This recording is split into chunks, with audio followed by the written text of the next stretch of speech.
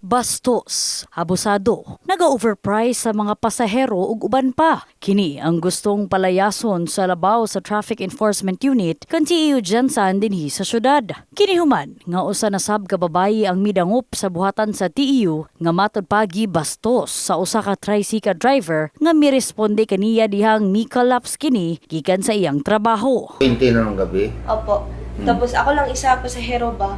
So, while nagabiyahe ko, sa trabaan pa lang, kanang huot na gud ako ang dughan, di ko mapakali ba. Gahilak ko habang gauli. Wala na ako napansin ba na walaan ko o kanang nawalaan ko man. Siyempre, ako lang man isa ko kay ni manong driver ato. So, nagpatabang siya, which is katong nag-volunteer nga magtabang sa kuha.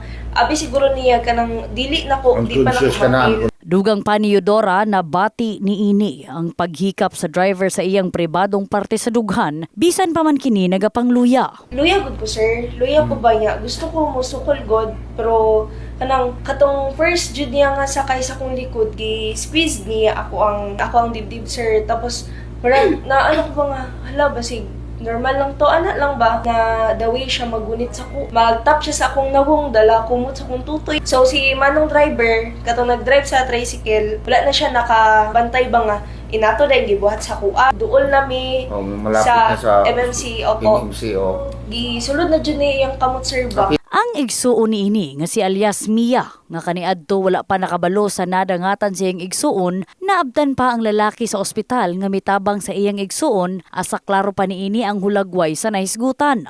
O gibilin daw niya driver niya, sabay daw siya sa tricycle driver si Manong. Pero yung tricycle driver naman naka-identify ng plate number? Yes po sir, naghatag na siya og ano. Nagbigay siya ng plate number? Yes, alam mo anong plate number? 749MSS po. Hinoon na pablatter na nila ang maong insidente, apan. Ang gitagaan lang mi og ano sir, katong request para magkuha sa CCTV. So kayo pa ang kumuha ng CCTV. Trabaho yun ng pulis. Hindi yung biktima at yung parents ng biktima. Rason kini ni Police Major Oliver Pauya ang labaw sa TEU Gensan nga iduso ngadto sa sangguniang panlungsod ang maong proposal, ilabi na nga dul-an na sa 15 ang ilang mga nadawatang reklamo kabahin sa mga abusador nga driver.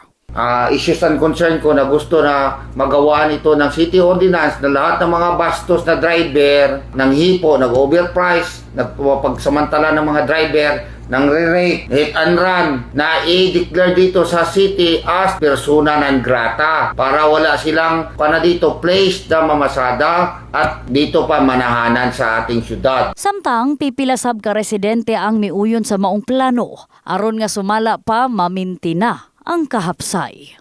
Sige, mag-okay ko pag kanang ingana ang buhaton kay. Dapat pud nga dili na lang pud sila ihatagan og lisensya pud pa ng pamasahe pa.